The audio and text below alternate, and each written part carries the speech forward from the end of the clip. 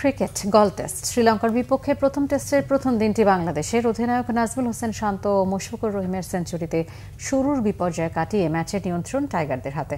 চতুর্থ উইকেটে তাদের অবিচ্ছিন্ন 247 রানের জুটি। প্রথম দিন শেষে বাংলাদেশের স্কোর 3 উইকেটে 292 রান।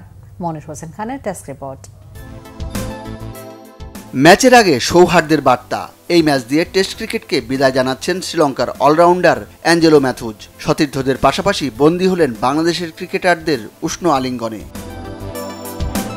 যদিও ম্যাচ শুরু হতেই ফিরে এলো প্রতিদ্বন্দ্বিতার আমেজ। গলে টস জিতে ব্যাটিংয়ে বাংলাদেশ, উইকেটের আর্দ্রতা কাজে লাগিয়ে লঙ্কান বোলারদের তোপ। শূন্য হাতে সাজঘরে এনামুল হক বিজয়। আরেক ওপেনার সাদমানও ফিরলেন দ্রুত। মুমিনুলও পারেননি ভরসা দিতে। 45 রানে 3 উইকেট হারিয়ে দিশেহারা টাইগাররা।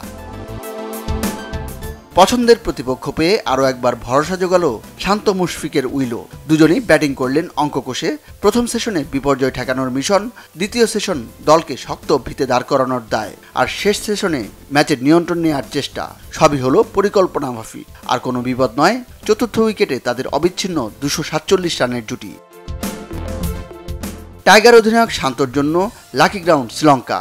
বনেদি ক্রিকেটে তার 6 সেঞ্চুরি, যার 2টি এসেছে শ্রীলঙ্কার বিপক্ষে, 2টি আবার লঙ্কার মাটিতে। একটি পাল্লে গেলেতে এবার গলে। সেঞ্চুরি করে সমালোচকদের দাঁত ভাঙা জবাব শান্তর।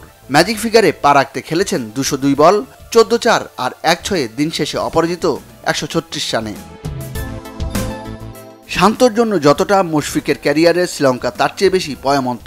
12 টেস্ট সেঞ্চুরির 4টি লঙ্কানদের বিপক্ষে, যার 2টি শ্রীলঙ্কার মাটিতে, 2টি গলে। ভেন্যু হিসেবে গল আরও বেশি সুখস্মৃতির। এখানে নিজের ও দেশের পক্ষে প্রথম ডাবল সেঞ্চুরি করেন মুশি। শততম টেস্টের পথে হাঁটছেন মুশফিক। সাম্প্রতিক পারফরমেন্সে ছিল ভাটার টান। অনেকেই শুনেছেন বিদায় ঘণ্টা। আবারও হাসল তার উইলো। তার এই সেঞ্চুরি অনেকটাই মসৃণ করেছে ম্যাচের 3 অঙ্ক ছোঁয়ার পথ। মুশফিক দিন শেষে অপরাজিত 105 রানে।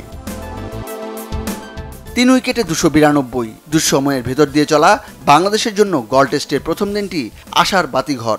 টাইগারদের বড় চ্যালেঞ্জ বাকি 4 দিন ব্যাটে বলে এই ধারাবাহিকতা ধরে রাখার। Monir Hossain Khan, Bangla vision sports desk.